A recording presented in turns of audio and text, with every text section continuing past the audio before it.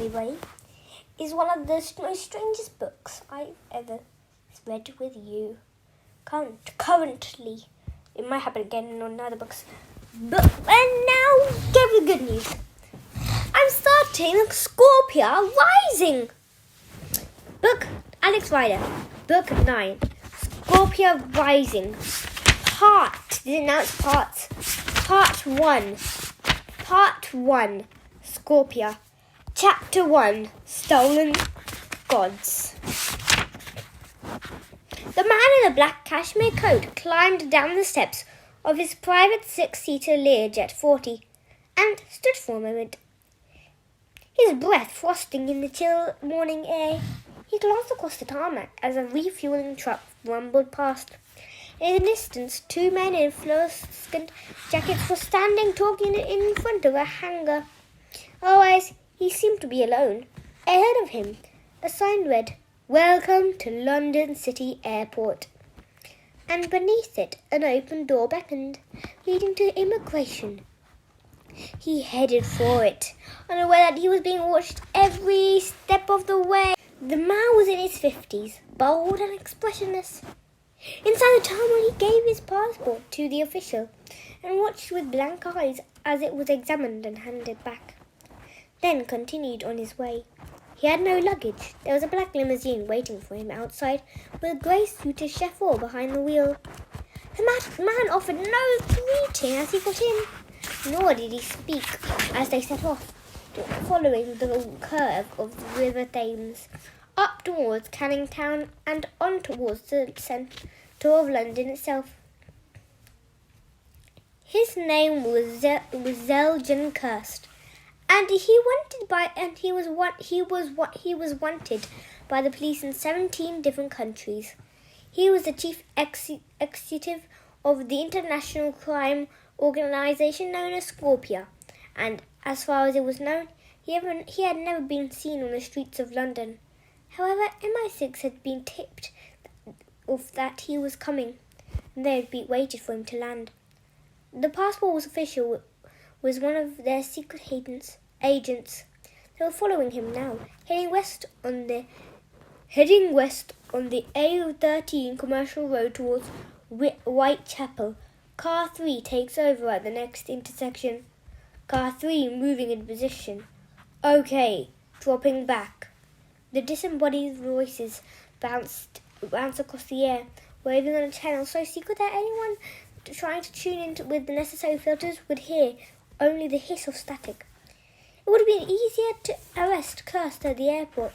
He could have been made to disappear in 5 seconds, bundled out in a crate and never seen again. But it had been decided, at the very highest level, to follow him and see where he went, for the head of SCORPIA to be in England, and all was remarkable. For him to be on his own and on his way to a meeting was beyond belief. Zeljan Kirst was not aware that he was surrounded. He had no idea that his flight plan had been leaked by one of his own people in return for a complete change of identity and a new life in Panama. But even so, he was uneasy. Everything had told him that he shouldn't be here. When the invitation first arrived on his desk, delivered by a series of middlemen and travelling halfway around the world and back again, he had thought about refusing. He was not an errand boy. He couldn't be summoned like a waiter in a restaurant. But then he had reconsidered. When the 4th richest man in the world asks you to meet him and pays you 1 million euros just to turn up, it might be as well to hear what he has to say. We were on High Holborn, Car 4 moving to intercept. Wait a minute, he's turning off! The limousine had crossed the main road and entered a narrow street full of old-fashioned shops and cafes. The move had taken the MI6 men by surprise, and for a moment there was panic as they struggled to catch up. 2 of their cars swerved across the traffic to a blast of horns and plunged it after it. There was just in time to see the limousine stop and Zeljan Kirst get out. "Car 4, where are you?" The voice was certainly urgent. "Where's the target?" A pause. Then, "He's entering the British Museum." It was true. Kirst had passed through the gates and was crossing the open area in front of the famous building, which rose up ahead of him. It's huge pillars stretching from one side to the other. He was carrying a bony walking stick that measured out his progress, rapping against the concrete. The MI6 were already pinning out of their own cars, but they were too late. Even as they watched Kirst watch from the other side of the gates, Kirst disappeared into the building, and they knew if they didn't act swiftly, they would lose him for good. There was one more than one way out. It was unlikely that SCORPIA man would have travelled all the way to England just to look at an exhibit. He might have gone inside deliberately to shake them off. He's inside the museum. Cars 1, 2, and 3 surrounded the building. Watch all possible exits. We need immediate backup. Someone had taken charge, but whoever it was, his voice sounded high-pitched and uncertain. It was 11 o'clock on a bright February morning. The museum would be crowded with tourists and school children. If there was going to be any action, if they were going to arrest Zeldin Kirst, this was the last place they wanted to do it.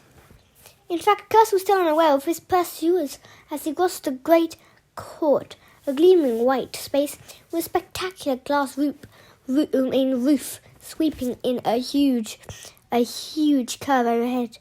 He skirted round the gift shops and information booths, making for the first galleries.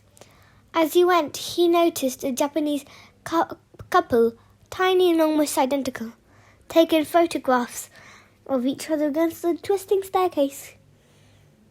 A bearded student with a backup was looking at the postcards, putting them out one at a time, and studying them as if trying to find hidden codes. Tap, tap, tap. The end of the walking stick beat out its rhythm. As Kirst continued on his way, he knew exactly where he was going and would arrive at the precise minute that had been agreed.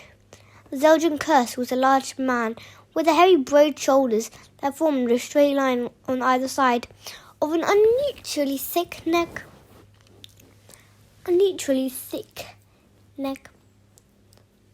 He was bold by choice. His head had been shaved, and there was a dark grey shadow beneath the skin. His eyes, a muddy brown, showed little intelligence, and he had the thick lips and small, squashed nose of a wrestler, or perhaps a bouncer at a shady nightclub. Many people had underestimated him, and occasionally Kirst had found it necessary to correct them. This usually involved killing them. He walked past the statue of a crouching naked goddess, an elderly woman in a deerstalker hat, sitting on a stool with brushes and oil paints. Was making a bad copy of it on a large white canvas.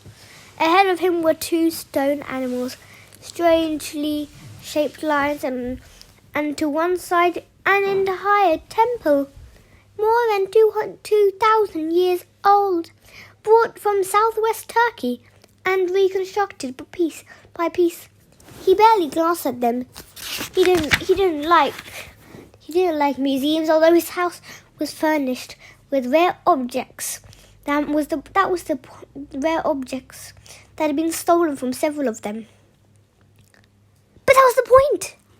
Why should something that might be worth hundreds of thousands of pounds be left to moulder in a dark room, stared at by idiot members of the general public who had little or no idea of its true value? Kirst had a simple rule in life: to enjoy something fully, you have it to own it. If you couldn't buy it, then you would have to steal it. Ahead of him, two glass doors led into a final gallery. He watched it as a tall, well-built black man carrying a notebook and pen walked through, then went in himself. The gallery was huge, stretching out in both directions like an airport. airport runway, though more than 100 people were there. It wasn't even half full. Everything was grey, the walls, the floor, the very air, but spotlights shining down from the ceiling 5 times higher than the visitors who stood beneath it picked out the treasures that the room contained, and these shone soft and gold. They ran along both walls from one end to the other, a series of marble tablets with a crowd of figures that had been brought together to form a single line. They were men and women, ancient Greeks, some sitting, others standing, some talking, some riding on horseback. Some carried musical instruments on others bundles of linen or plates and glasses for a feast. Many were incomplete. 2.5 millennia had worn away their faces, broken off arms and legs. There was something remarkable about the details that remained. It was easy to see that these had been real living people. There had been real people who had once lived ordinary lives till they have been frozen in this walking dream. An entire world captured in stone. Zeldrin cursed, but barely glanced at them.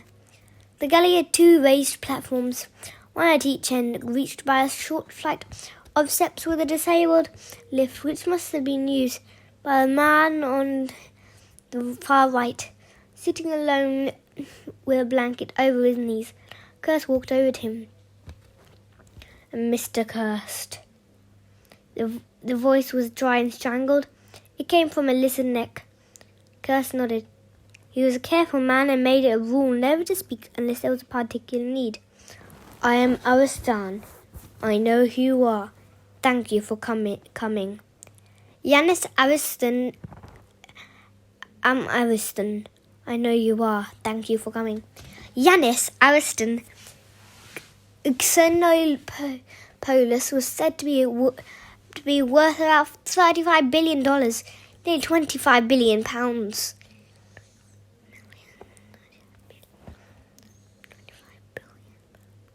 He had made this fortune from a huge shipping empire, which he controlled from his offices in Athens. To this, he had added an airline, Ariston Air, and a chain of hotels. And now he was dying. Curse would have known it even without reading the stories in the newspaper. It was obvious from the sunken sheets, the dreadful white of the man's skin, where he sat like a hunched-up Egyptian mummy, his body disappearing into itself. And most of all, it was in his eyes.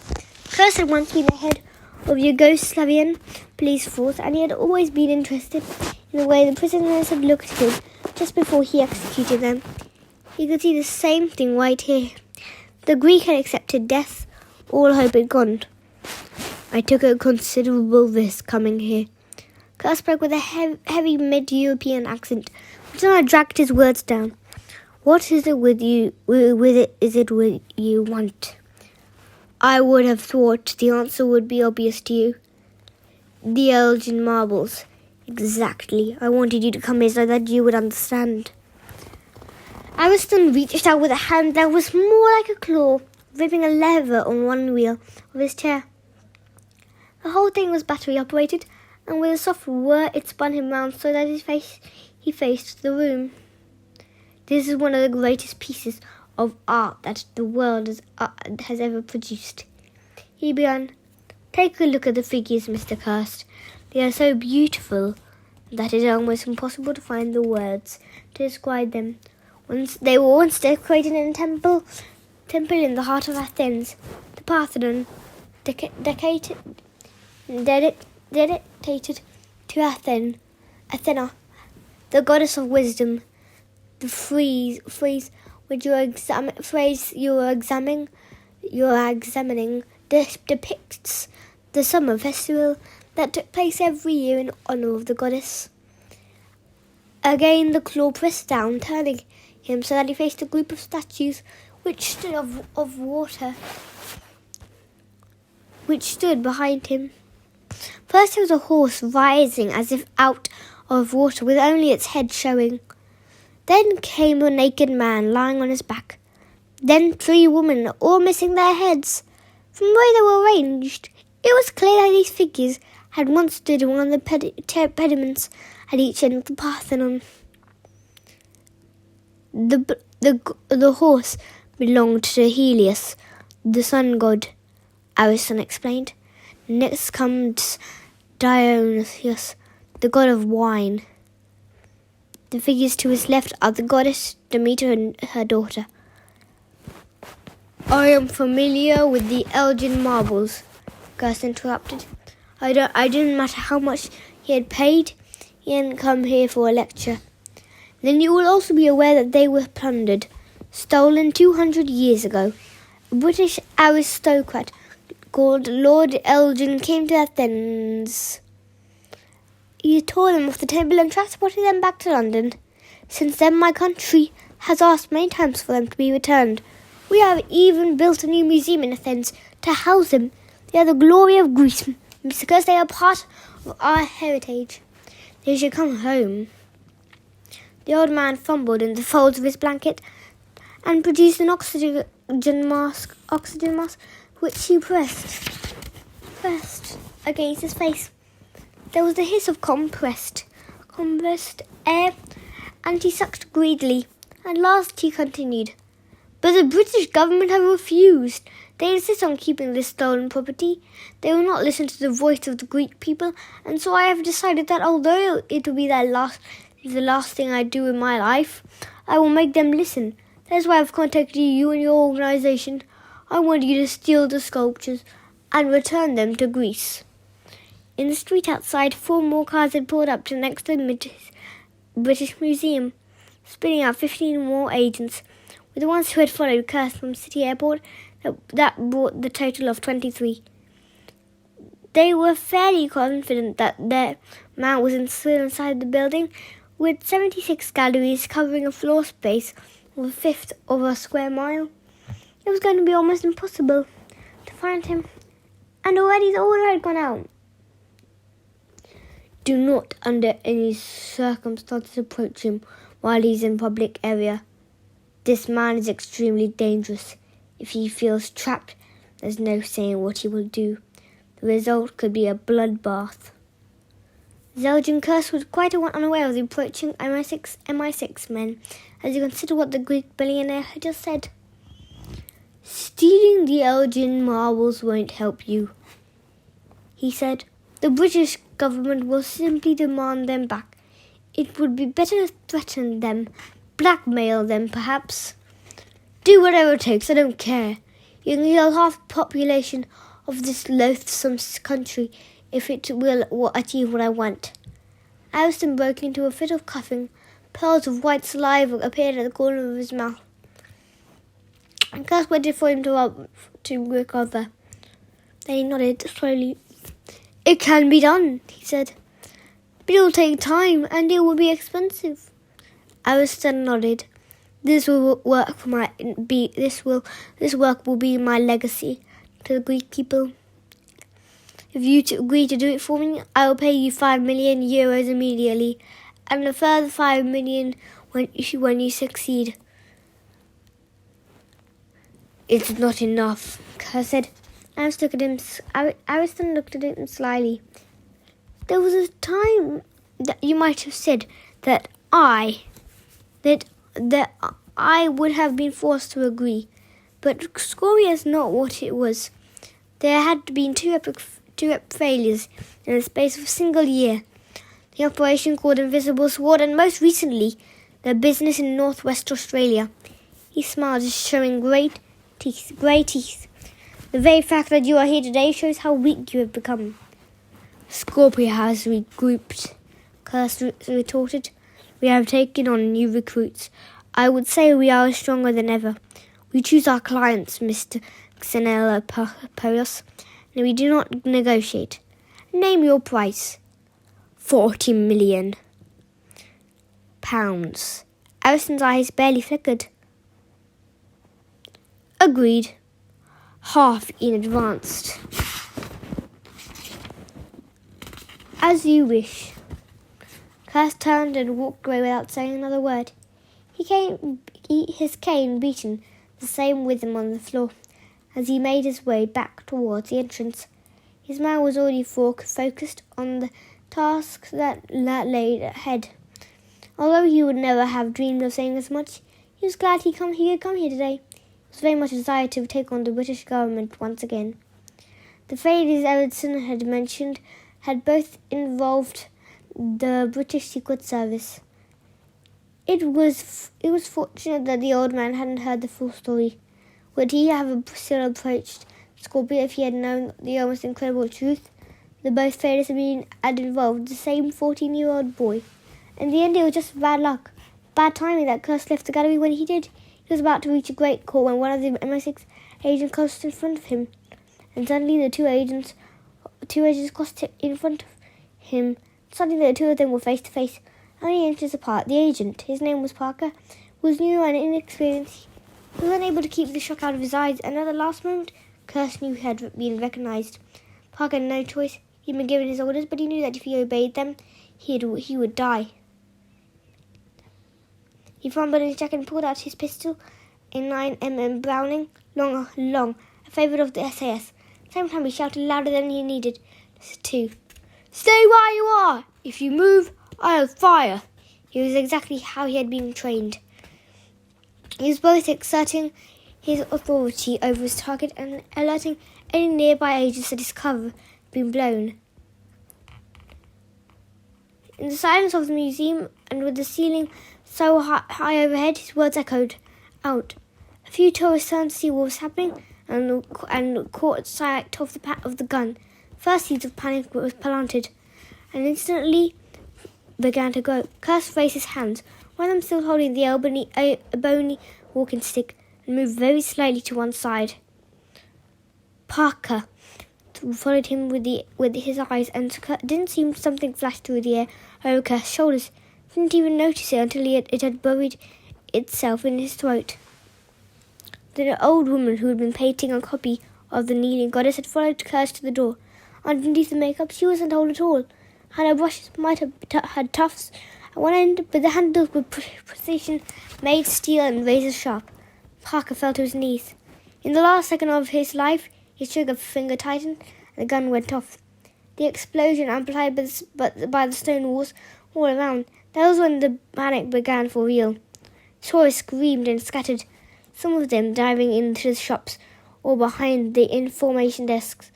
A group of primary school children who had been visiting the Egyptian mummies crashed down beside the stairs, covering together.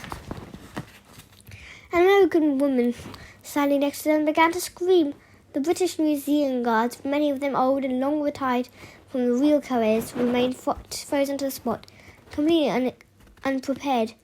For an event like this, Curse stepped over the dead man and continued to move slowly towards the main door. Of course he hadn't come to the museum alone. SCORPIA would have risked the life of its chief executive, even for €1,000,000. As the MI6 men closed in from every direction, still unsure what had happened, but knowing that all the rules had changed, they were met by a hail of machine gun fire. The beard student who had been examining the postcard had reached into his backpack and drawn out a miniature machine gun with folding shoulder stock and spraying the court with bullets. An MI6 man halfway down the west stairs threw his arm back in surprise, then jerked forward and tumbled down. The American woman was still screaming. Primary school children were crying in terror. All the alarms in the building had gone off. People were running in every direction. The Japanese man who had been photographing his wife threw his camera on the floor and exploded with a soft whoop, releasing thick, dark green fumes into the air. In seconds, Curse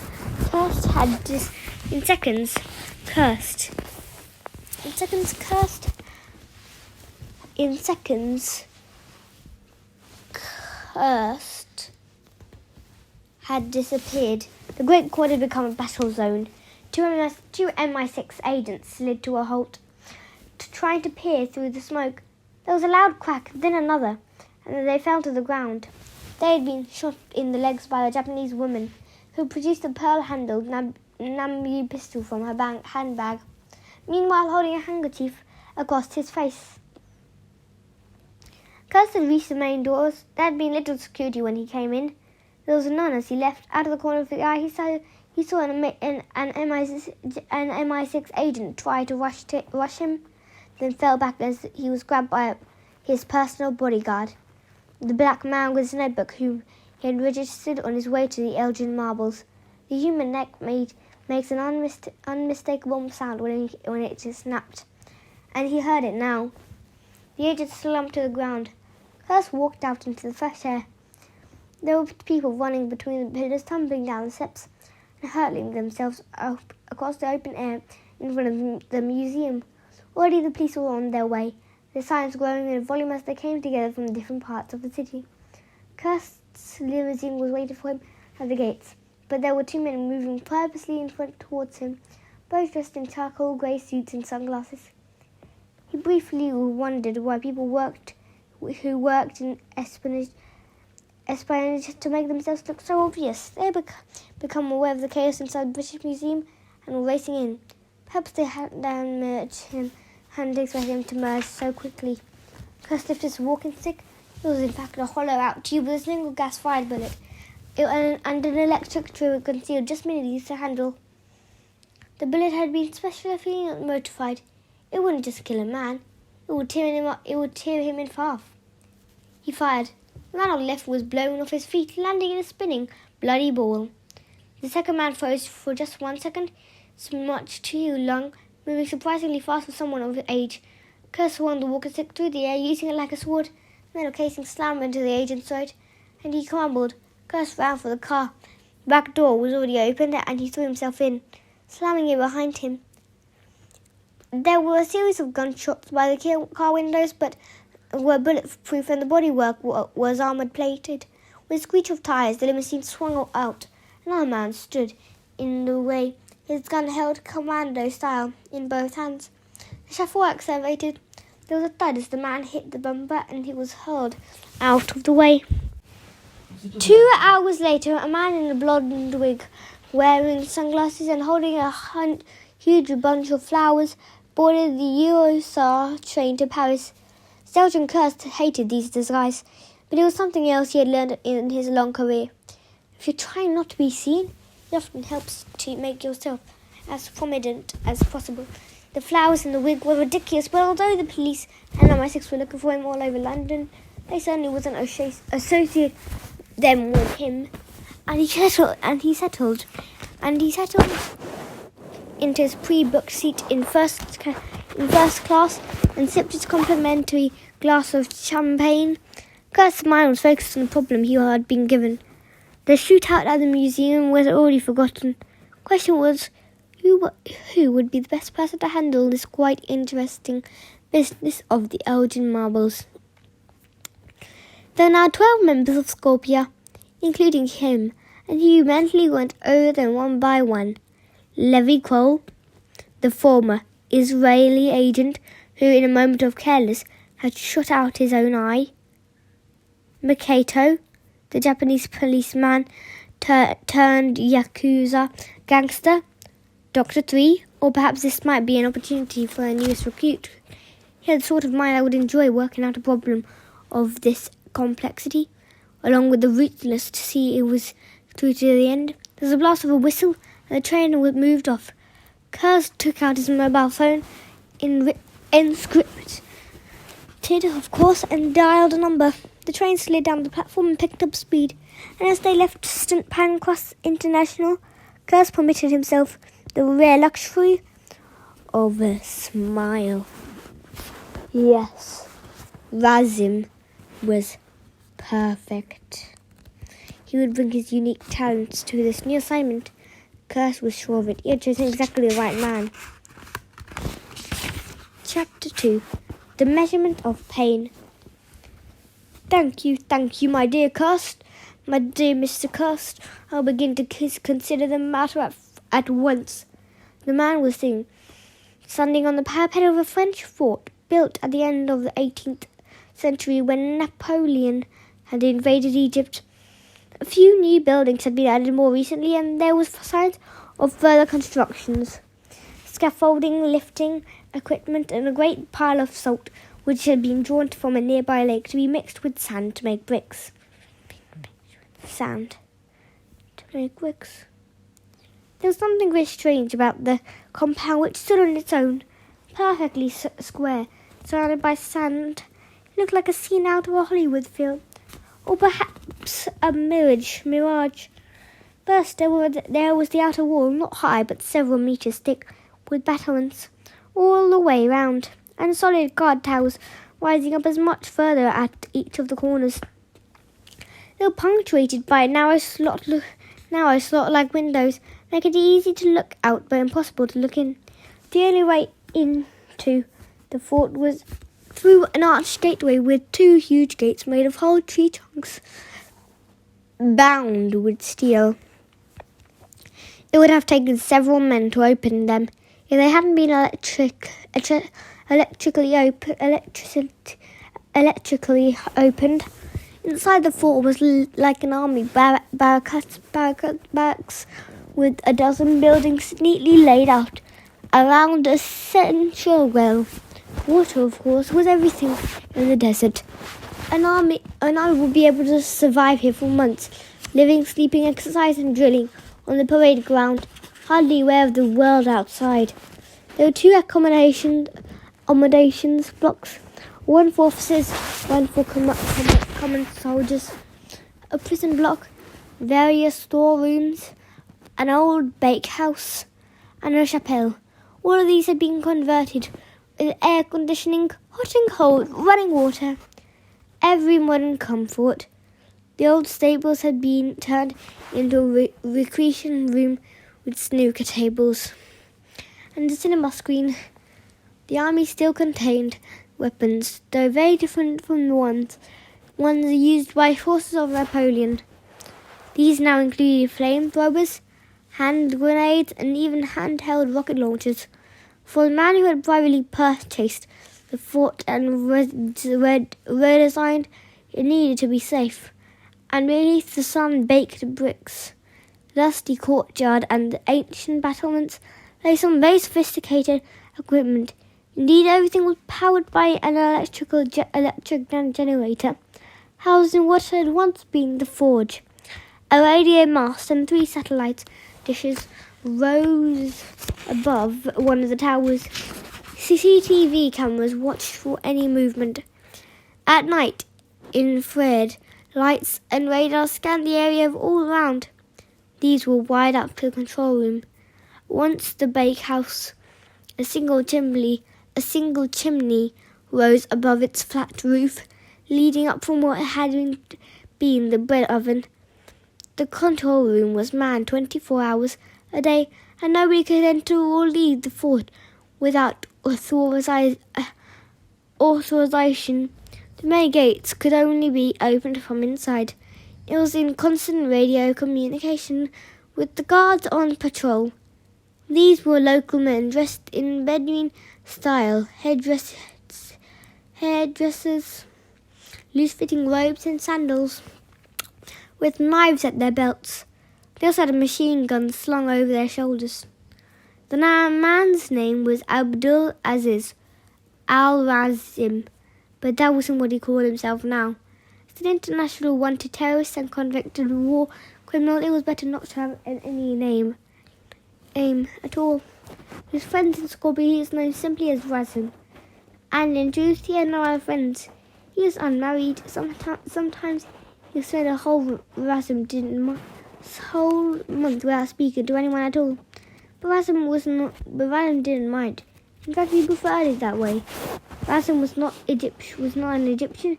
He had been born 45 years ago in the town of Tikrit in Iraq. His father was a university professor. His mother had studied Arabic literature at Cambridge University and had herself become a well-known writer and poet. Abdul Aziz, the name means servant of the powerful in Arabic, was one of the 2 children. He had an elder sister called Rima. The family had lived together in one of the oldest houses of the town, a now white brick building constructed around a central country yard packed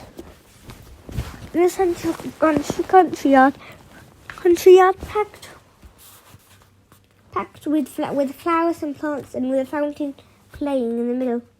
From the very start, Razum was a difficult child. His father used to joke that he'd been born in a sandstorm, and some of the sand must have gone into his blood. As a baby, he never smiled or gurgled, but lay sullen in his cot.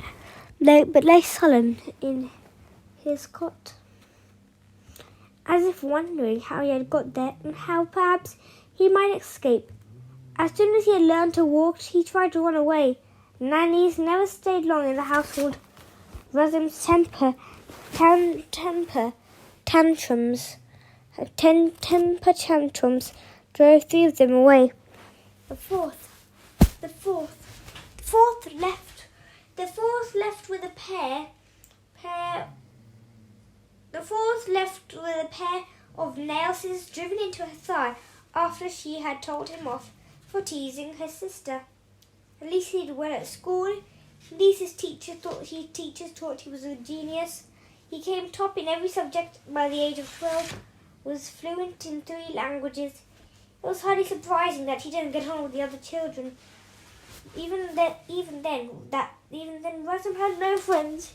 He was a quiet, solitary boy, and he had come to realize that there was something different about him.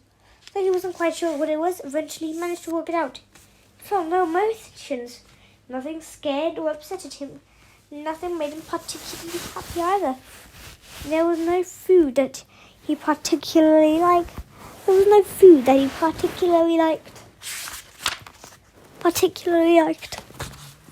Enjoyed. It was as if his whole life had been put under a laboratory slide. And he was a scientist examining it. Every day for him was the same. He didn't feel anything. He decided to put this to the test. His parents had bought him a pet, a scruffy mongrel, when he was small, and he had always been his companion. So one day he took it down to the orchard behind their house and strangled it just to see how he felt. It didn't bother him at all. His mother and father wondered about the missing dog, and they also noticed the scratches on Razum's hand and arm, but they accepted his explanation that he had brushed against the barbed wire fence. They were both intelligent people, but no parent wants to think the worst of their child. Truth was that Razum was still doing brilliantly at school. He ate his meals and then came with them to the mosque for prayers. He clearly didn't like his sister, but he was polite to her. What more could they ask? In the 1970s, the history of Iraq changed when Saddam Hussein came to power. One of his first acts as president was to arrest 68 members of his party and accuse them of treason. 22 of these were executed. The other 46 were forced to make up the firing squads. When Razum heard about this little twist of cruelty, he realized that his country had been taken over by a man who was very close to his own heart.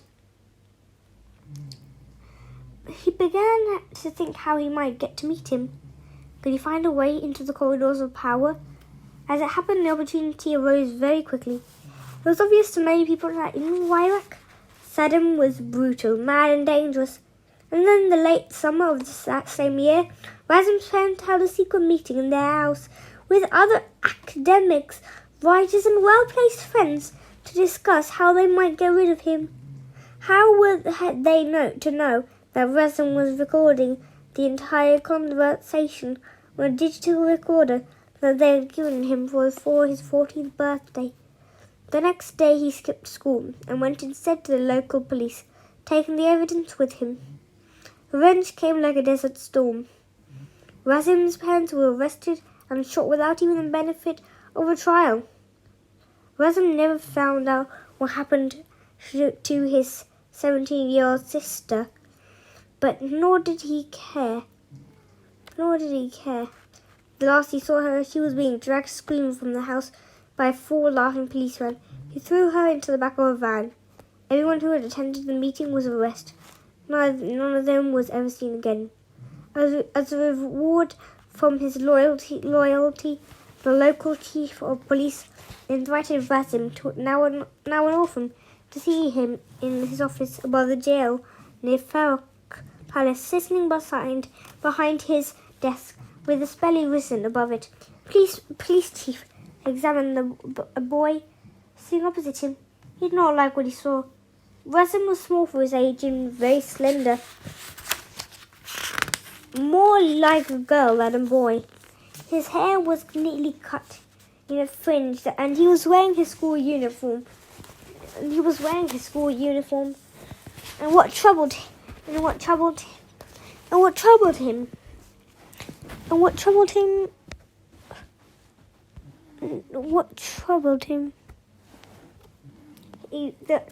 that boy's complex lack of expression had the face of the waxwork eyes that could have been made of glass. There was no warmth or curiosity. There was nothing at all. Even so, he tried to be polite. "You have been a great service to your country," he began. "Your parents and their friends were traitors. You were right to do what you did." She did.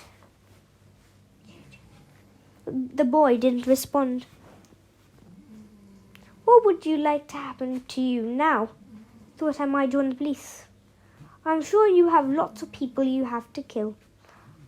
"I'd like to help." The police chief had children of his own, and this boy, whose feet barely reached the floor, sickened him. "You're too young to join the police," he said. "I don't want to go back to school. It's boring. I think it would be better if you left Tikrit." For a moment, if the police chief was tempted to take out his gun and shoot the child, he would do exactly the same had he found himself faced with a scorpion or a poisonous snake. He had to hold onto his hand to prevent it from dropping down to the holster at his belt. "We will arrange for you to be fostered," he said, "somewhere far away. Don't I get a reward? It will come to you in time." In the end, Rasim was sent to live with a wealthy family, distant relatives of the president in Baghdad. The family despised him at first, but knew better than to ask any questions. From this moment on, he began to thrive. He continued to excel at school, and at 17 became the youngest student to enter the College of Engineering at Amir Abad campus, part of the University of Tehran. But now he had changed his mind about his future. He would use scientific skills to become a weapons designer. It was well known that Saddam Hussein was developing biological and chemical weapons. Rasim had himself been keen interest in the small arms. In his first term at university, he won a commendation for a 20-page essay on the Yugoslavian Zatava.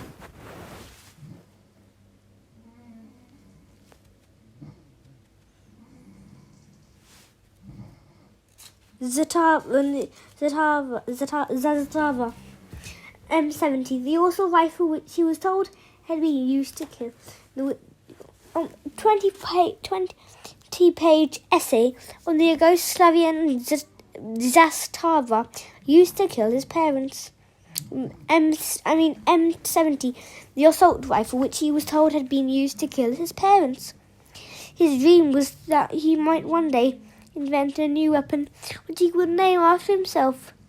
It wasn't going to happen. On Rasim's 18th birthday, it received a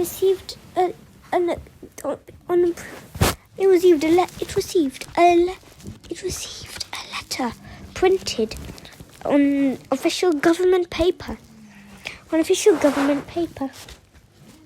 It turned out that somehow a high hand up hadn't forgotten the teenager who had once betrayed his entire family. Rasim was to leave in university immediately. He was being invited. It wasn't an invitation that anyone could refuse to join the Mukhabarat. He was to report to the offices the next day. The Mukhabarat Habarat, Iraq's dreaded secret intelligence service. Razum read the letter with a faint twinge of something that might actually have been pleasure.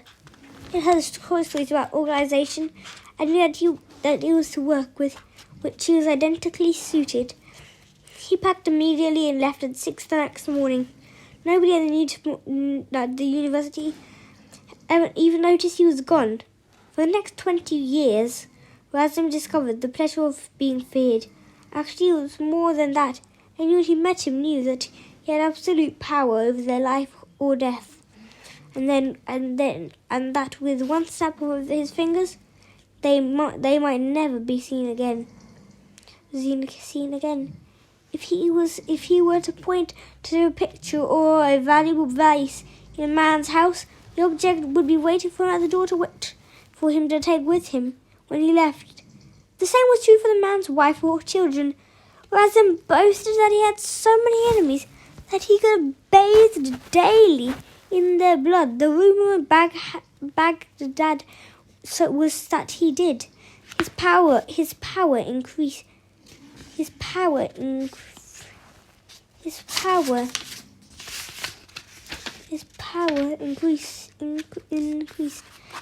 Soon he had the house the size of a palace, filled with servants who fell silent and looked away when he came into the room. He had barely grown at all. He was still the same size and shape as a schoolboy, although his hair had turned silver at a very early age, making him look both very old and very young at the same time. He wore glasses that were a little too large for his face, and one of his officers had once joked that he looked like a Middle Eastern Harry Potter.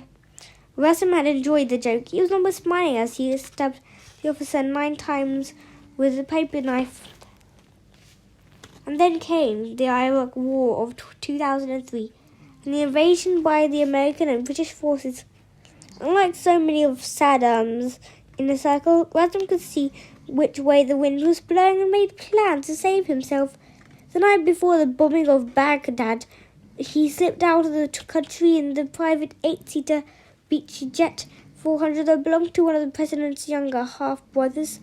Flying over the border into Saudi Arabia, he took off with him all the treasures he could carry: works of art, diamonds, gold, coins, and international bonds.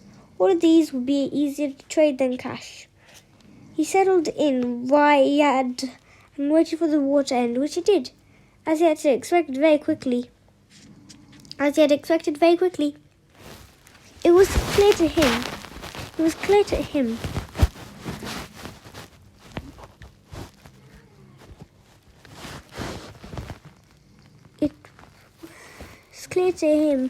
that he couldn't return into Iraq, nor while it was being occupied by the British and American forces, but using the connections he had made while he was with the Mukhabarat. He contacted the local recruiting officer for Al-Qaeda and soon found himself in charge of his own terrorist cell. He wasn't paid, of course, but then he didn't need to be. He was a wealthy man, nor was he interested in religion or politics. For him, terrorism was like a jigsaw puzzle. You have an embassy, and a bomb. How do you fit it into the others to create the most unforgettable picture? It was a challenge which stimulated his mind, and he helped plan more than a dozen attacks in Europe and America, carefully examining the results on the 55-inch plasma screen he had installed in his luxurious house. This successful period in his life came to an end when his commanding officer suggested that to show his devotion in his Islamic course, he might like to become a suicide bomber himself. Razum was given a belt filled with a high explosive and shown how to wrap it round his stomach and set it off with a single button on his mobile. He had been smuggled into Pakistan and dropped off at the Central Market. From there it would be a short step to paradise. Ram thought about all this for a few minutes and then used the explosive to blow up his his commanding officer. Blow up his commanding officer. And it was time to move again. By now, the British and Americans were on his trail. Saddam had been hanged. His sons had been shot. Wesley had no doubt that one or another of these fates would be waiting for him if he was ever caught, unless Al-Qadi found him first. He was really quite annoyed to have so many enemies. He would just have to find another city, where he would just start his life again. He just Cairo, with a population of 70 million, crammed in with 83 square miles.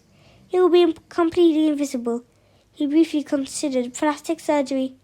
There are plenty of clinics in the back streets of West Zamalek, and a high-rise area of the city close to the Nile. And if you paid enough, nobody would ask any questions. But in fact, very few people knew what he looked like. He had taken great care of that this should be the case. Always covering his head with a traditional gutra or Arab scarf. Even when he was in Western clothes, he had worn sunglasses and a baseball cap pulled down low. He decided that surgery would not be needed. He lived quietly, making sure that he didn't attract any attention, and he waited for the next opportunity.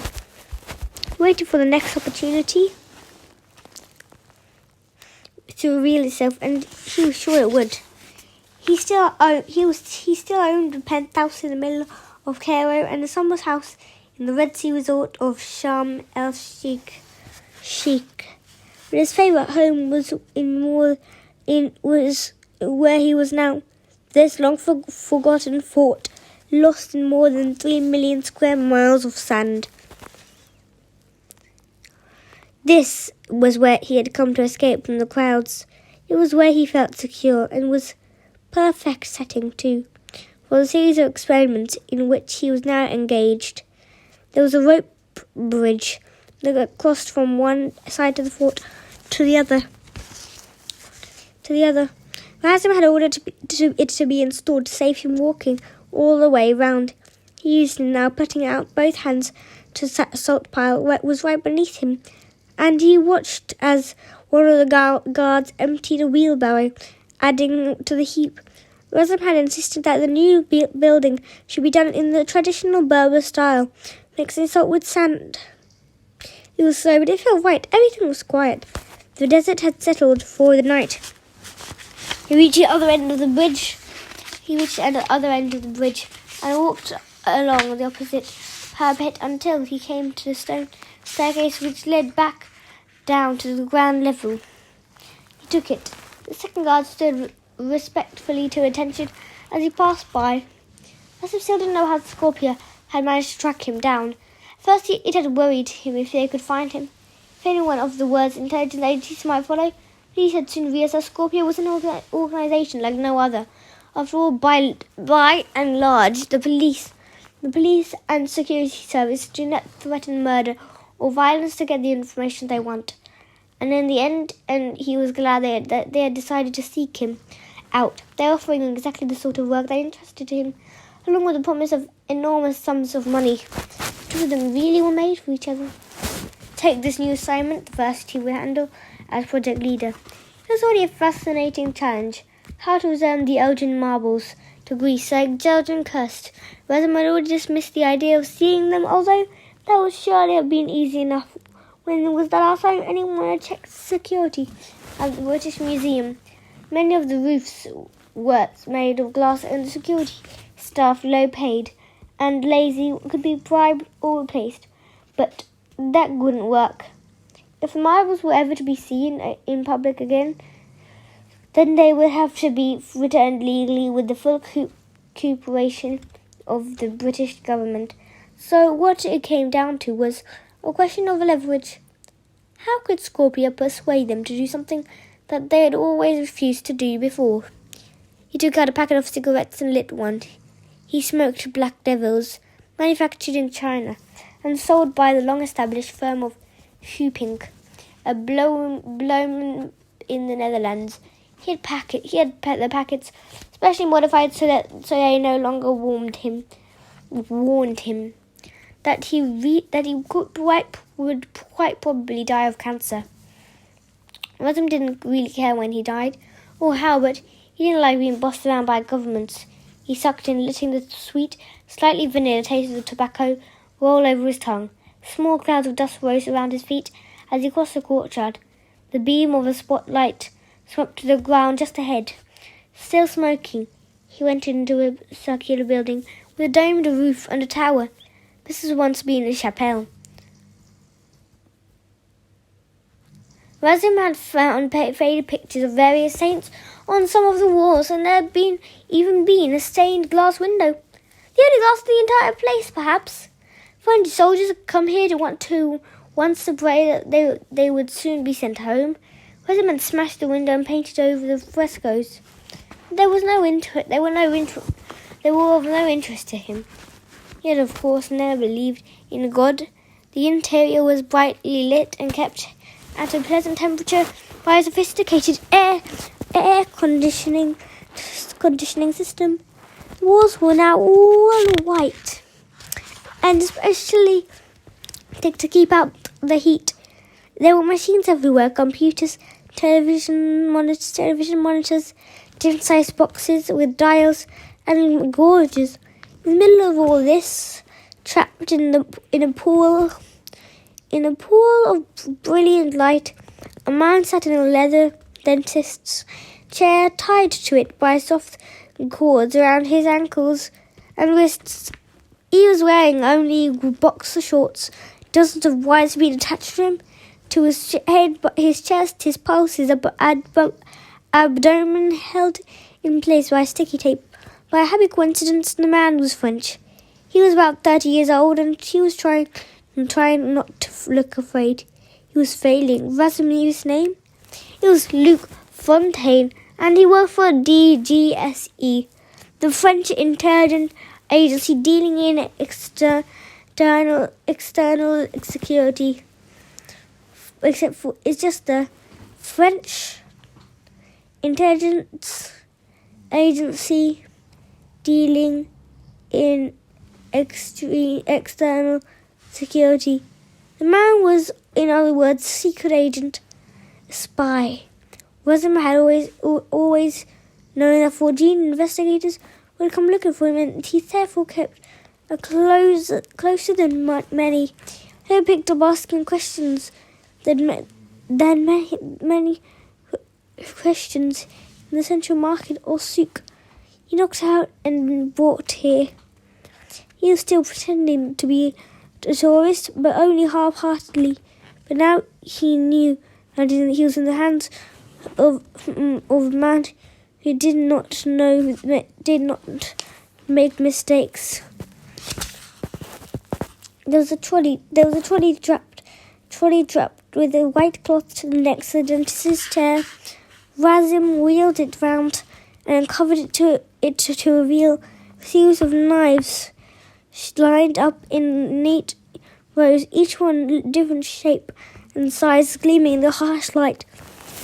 There were other instruments too: swabs and silver bowls, hypodermic syringes, vial containing liquids that were colourless but somehow didn't look like water. Fontaine saw this, tried not to show any emotion, but his naked skin crawled.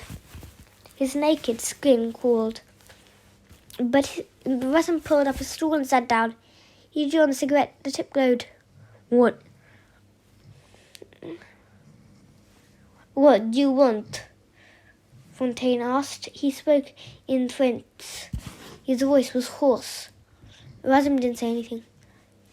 I'm not going to tell you anything. The secret agent had dropped the pretense that he was a tourist. He knew that there was no longer any point in it.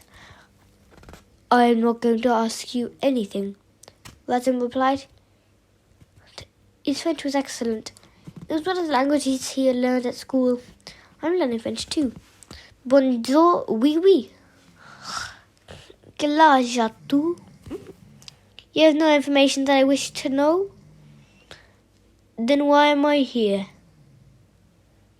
The young man flexed his arms, the muscles bulging, but the cords held fast. I will tell you. Razum tapped an ash into one of the bowls. I have been many things in my life, he said. When I set out, I was an engineer. That is how I was trained. Science, in its many varieties, has always been an interest of mine, and you should be glad that you are here with me tonight. Do you mind if I call Luke? Do you mind if I call you Luke? Luke. My people know me here. I am pursuing a project that will be a great benefit to the world, and fate has chosen you to help me. My people knows I'm here. Nobody knows you are here. Even you do not know where you are. Please try not to interrupt. Razum pulled out a cigarette. He licked his lips. It occurred to me some years ago that everything in this world is measured, and many of these measurements has been named after the great engineers. The most obvious example is the watt, which measures electricity and which was named after James Watt, the inventor of the modern steam engine. Joule and Newton were both physics and have immortalized in the measurements of energies, joules and newtons. Every day we measure the atmosphere heat in a Fahrenheit heat or a series. The first is named after a German physicist. The second is a Swedish astronomer.